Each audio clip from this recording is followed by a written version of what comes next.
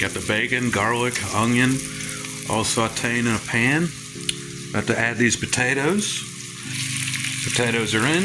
Let's add some broth.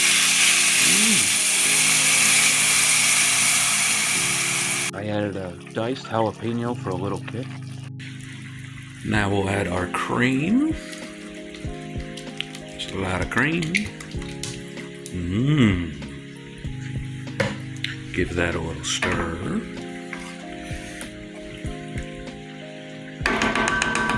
Now let that cream reduce a little bit as it simmers away and continues to cook the potatoes.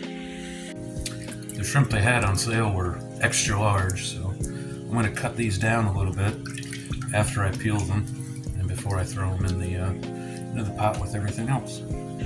Here's the shrimp that I cut in half to make it a little bit smaller. We'll add that. And I also have some imitation crab that I cut up into some small pieces. A little bit more color. Give that a nice stir.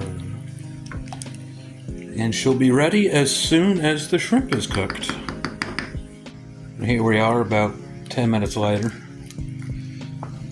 Shrimp is cooked, it's opaque, it's no longer clear.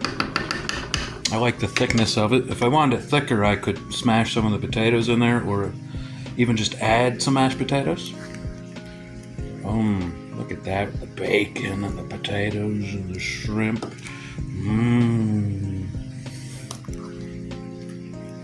And the green pepper. Oh.